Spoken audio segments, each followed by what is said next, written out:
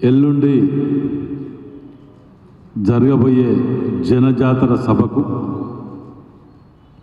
ప్రియతమ నాయకులు ముఖ్యమంత్రి వర్యులు రేవంత్ రెడ్డి గారు రాక సందర్భంగా మీ ద్వారా జిల్లా ప్రజలందరికీ ఉమ్మడి జిల్లా ప్రత్యేకంగా వరంగల్ పార్లమెంట్ నియోజకవర్గ ఈ సభకు అందరూ కూడా వచ్చి ఈ యొక్క సభను సక్సెస్ చేయాలని చెప్పి మీ ద్వారా విజ్ఞప్తి చేస్తున్నాను. ప్రజలకు, మేధావులకు, విద్యార్థులకు, కవులు, కళాకారులందరికీ కూడా ఈ సభ యొక్క ప్రత్యేకత వరంగల్ జిల్లా నుంచే ఏది ప్రారంభమైన ఇక్కడి నుంచి అవుతుంది కాబట్టి ఎక్కువ చైతన్యవంతులు వరంగల్ జిల్లా నుంచే ఉన్నారు కాబట్టి ఈ సభలో గతంలో ఉద్యమంలో పాల్గొన్న ఉద్యమకారులు, అన్యాయం జరిగిన ఉద్యమకారులు అందరూ కూడా ఇక్కడి నుంచి ఎక్కువ ఉన్నారు కాబట్టి వాళ్ళందరూ కూడా పాల్గొనబోతున్నారు రేపు రాబోయే ఈ సభలో. దీనికి నామకరణం జనజాతర సభగా నామకరణం చేయడం జరిగింది. మరి ఇవాళ నిజంగా కూడా వీళ్ళు ఓటు అడుగుతున్నారనంటే ఏ ముఖం పెట్టుకొని ఓటు అడుగుతున్నారో కూడా అర్థం కాని పరిస్థితి. అది ప్రత్యేకంగా వరంగల్ జిల్లాలో రేపు కేసీఆర్, కేటీఆర్ లేకపోతే బీజేపీ నాయకులు వీళ్ళు వచ్చినప్పుడు వరంగల్ జిల్లా ప్రజలకు క్షమాపణ చెప్పాలి మీరు మొట్టమొదట. ఎందుకంటే ఎంతో పెద్ద ఉద్యమం, తెలంగాణ ఉద్యమం జరిగినప్పుడు ఉద్యమకారులని వాడుకొని వదిలేసి ఫామ్ హౌస్లలో పండుకొని ఇద్దరు ఎంపీలు ఉంటే ఒక్క ఎంపీ ఉన్నప్పుడు సోనియా గాంధీ గారు కాంగ్రెస్ పార్టీ ఆధ్వర్యంలో పార్లమెంట్లో ఏం జరిగిందో కళ్ళల్లో మనం అందరం మన కళ్ళారా చూసిన వాళ్ళం. ఈయన తాగి ఫామ్ హౌస్లో పండుకుంటే తెలంగాణ ఇంటికి వచ్చినట్టు చెప్పిన ముచ్చట చెప్పిండు. కానీ బీజేపీ మేము సహకరించినాం, మేము మద్దతు ఇచ్చినాం అని చెప్పి చెప్పుకున్న వాళ్ళు తెలంగాణ విభజన చట్టంలో పొందుపరిచినటువంటి అంశాలను ఎందుకు తీర్చలేదో వరంగల్ జిల్లా ప్రజలకు జవాబు చెప్పాలి. ఎందుకంటే ఆ విభజన చట్టంలో పొందుపరిచినటువంటి నెరవేర్చకపోతే భారీగా నష్టపోయింది ఏదైనా ఉన్నదంటే అది వరంగల్ జిల్లా.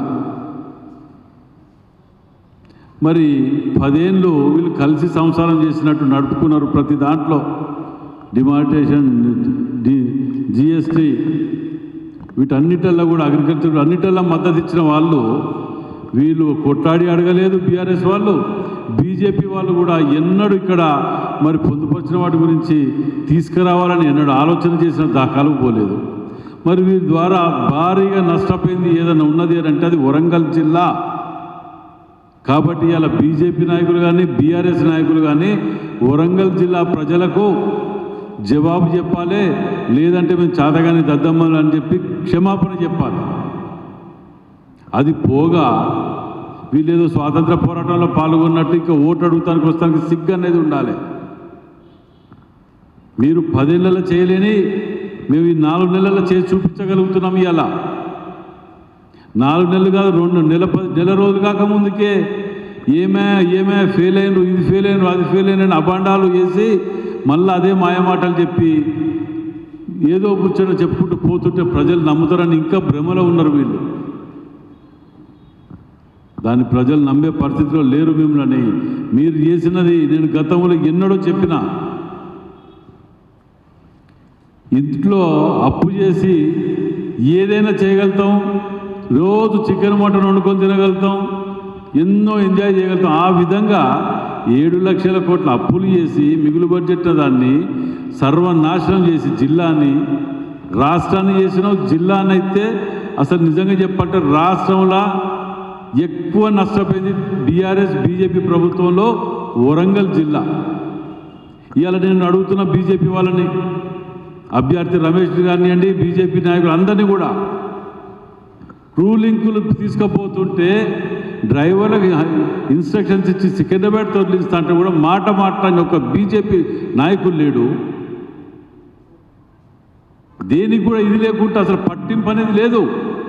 కేంద్ర ప్రభుత్వం ఎవరిలో ఉన్నది అన్నట్టు ఇవాళ మాత్రం వచ్చి మా మోడీ గీడి బోడీ అని కూడా ఇలా ఓట్లు అడగడానికి ఏదో ప్రయత్నాలు చేస్తున్నారు. వీళ్ళు చేసినవి చెప్పుకోవడానికి ఏమి లేకనే ఇదంతా దరిద్రం తయారు చేసుకొని పొద్దుగా లేస్తే సెంటిమెంట్గా భక్తిని రాముని పేరు చెప్పుకొని ఇది పేరు చెప్పుకొని భిక్ష పడుకుంటున్నారు. ఇలా మీకు దమ్ము ధైర్యం ఉంటే చేసినవి చెప్పి ఓట్లు అడగండి. కులాన్ని రెచ్చగొట్టడం, మతాలను రెచ్చగొట్టడం, ప్రాంతీయ తత్వాలను రెచ్చగొట్టడం మీరు చేసినవి కనుక చెప్పుకుంటే మీరు జోలికి పోదురు. ఎన్నడూ కూడా మీరు చేసే దాఖలు లేవు. కాబట్టి ప్రజలారా, మేధావులారా, పట్టణ ప్రజలకు ముఖ్యంగా విజ్ఞప్తి చేస్తున్న వరంగల్ జిల్లాలో చదువుకున్న మేధావులు మీరంతా ఓటేసేటప్పుడు ఆలోచించండి. రాముని పేరు చెప్తానో లేకపోతే మోడీ అని పేరు చెప్పుకుంటానో